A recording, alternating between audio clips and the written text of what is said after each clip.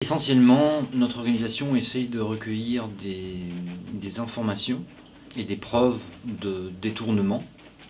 ou d'utilisation illicite des armes et des munitions qui sont utilisées dans les zones de conflit ou dans leur voisinage immédiat. Autrement dit, on travaille surtout sur, je dirais, l'aspect évaluation des risques, ou amélioration plutôt des mécanismes d'évaluation des risques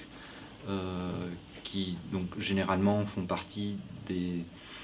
des analyses que les gouvernements qui exportent sont tenus de faire. Par le biais de nos demandes de traçage, bien entendu, on souhaite obtenir des informations sur les détenteurs précédents des armes, mais c'est aussi un outil qui permet aux États exportateurs de quantifier, je dirais, les cas de détournement dont le matériel qui a fait l'objet d'exportation a pu faire objet également.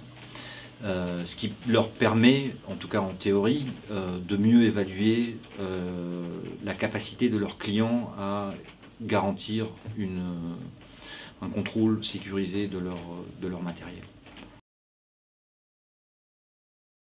Les défis, surtout en termes de traçage, je dirais, ils se situent à 2 ou 3 niveaux différents. Le premier niveau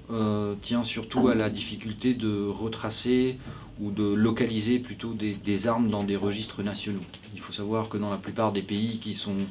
affectés par des conflits armés ou qui sortent de conflits armés, les autorités nationales qui théoriquement devraient conserver des données sur leur propre arsenal ne sont pas toujours en mesure de reconstituer, je dirais, leur stock ou d'identifier les pièces qui éventuellement proviendraient de leur stock. Donc il y a une première difficulté qui, d'une certaine manière, tient à l'impossibilité de déterminer localement si les armes proviennent d'un arsenal national ou bien si elles ont été trafiquées à partir de pays étrangers. Au niveau international, je crois que la grande difficulté tient surtout à je dirais, aux défis qui se posent lorsqu'on pose des questions à des gouvernements qui n'ont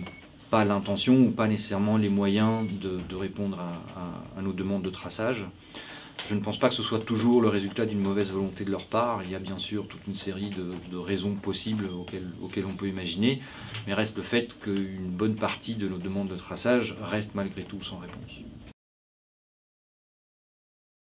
C'est très difficile de vous donner une réponse générale, dans le sens où le contexte national parfois présente des dynamiques et des spécificités qui peuvent varier de manière assez importante d'un cas à l'autre. En général, je crois que la tendance dominante, c'est plutôt de voir une implication croissante des acteurs de la société civile,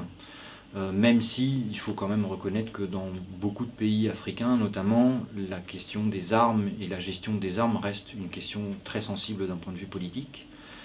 Et d'une certaine manière, les acteurs institutionnels sont parfois plus à l'aise avec des acteurs étrangers qu'avec des opérateurs ou des acteurs de la société civile nationale. Au niveau des organisations internationales, je pense que ça varie encore une fois de manière assez sensible d'une région à l'autre, et des capacités qui sont éventuellement disponibles au niveau des organisations régionales en question. Sur le continent africain, mon expérience personnelle est que les organisations régionales subissent encore pas mal de limitations en termes de capacité, à la fois capacité technique et capacité financière et opérationnelle, ce qui fait que la plupart de leur mandat restent